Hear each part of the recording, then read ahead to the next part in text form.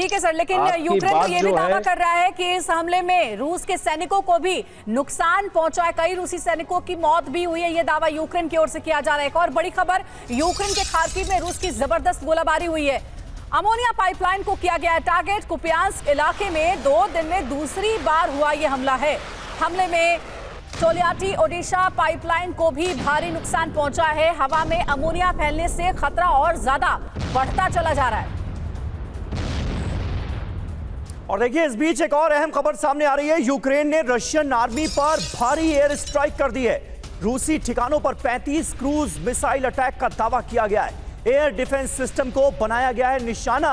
गोला बारूद डिपो पर भी बरसाए गए हैं बम। तो रूसी ठिकाने निशाने पर और 35 बड़े हमलों को अंजाम दिया गया है। हमले में रूस की 14 आर्टिलरी यूनिट भी तबाह हो गई। वॉर जोन से लगातार बड़ी खबरें सामने आ रही हैं। एक और अपडेट है, काखोवका डैम टूटने से क्रीमिया पर बहुत बड़ा खतरा। क्रीमिया के ज्यादातर इलाकों में पानी सप्लाई बाधित हो चुकी है। क्रीमिया की 85% आबादी डैम से पानी सप्लाई पर डिपेंडेंट थी, निर्भर थी।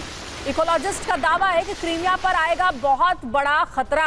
आने वाले समय में क्रीमिया पर बहुत बड़ा खतरा आने वाला है, क्योंकि क्रीमिया की जो 85% की जो पॉपुलेशन है वो डैम के पानी पर ही डिपेंडेंट थी। डैम से जो पानी सप्लाई होता था उससे ही पानी की पूर्ति उन्हें होती थी।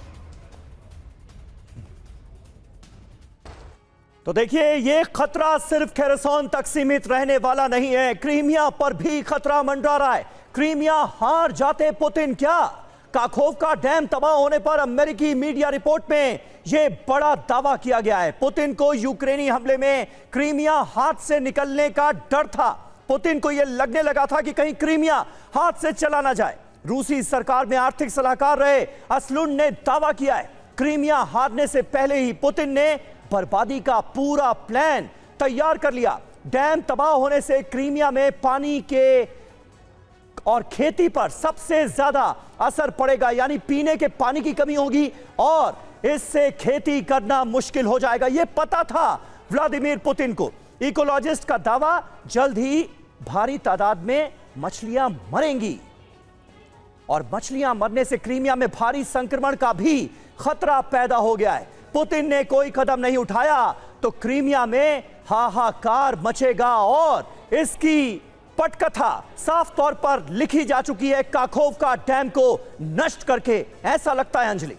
बिल्कुल समीर, आप जो कह रहे हैं वो बहुत ही इंपॉर्टेंट है। राठौर सर हमारे साथ डिफेंस एक्सपर्ट जुड़े हुए हैं। राठौर सर, अगर ऐसा है कि काखोवका डैम पर बड़े धमाके के बाद क्रीमिया को भी बहुत बड़ा नुकसान झेलना पड़ सकता है आने वाले समय में, तो फिर क्या वाकई में रूसी है इस पूरे हमले के पीछे? क्योंकि क्रीमिया में अगर नुकसान होगा तो पुतिन के लिए वो भी नुकसान है। समझना होगा कि 2014 में जब क्रीमिया को रूस ने ऑक्यूपाई किया था, उसके बाद यूक्रेन ने उसके पानी की सप्लाई नोवा काखोवका डैम से बंद कर दी थी। 2014 से लेकर 2022 तक कोई पानी नहीं आता था, तो वहां पर उन्होंने अपना सिस्टम बना लिया था जिससे उनको पानी की सप्लाई हो रही है। डिसैलिनेशन का सिस्टम होगा। ऐसी बात नहीं कि क्रीमिया बर्बाद हो जाएगा, कि क्रीमिया ने अब बिना पानी के रहना सीख लिया था। ये सिर्फ फरवरी मार्च 2022 के बाद ये जब नहर कब्जे में आई और ये डैम कब्जे में आया, रूसियों ने फिर से पानी सप्लाई शुरू किया। तो इसलिए क्रीमिया के ऊपर नहीं, लेकिन पुतिन को पता था अगर ये नहीं करेंगे तो सदर्न यूक्रेन से आने वाला काउंटर ऑफेंसिव क्रीमिया को, उसके गेट पर क्रीमिया को ब्लॉक कर देता।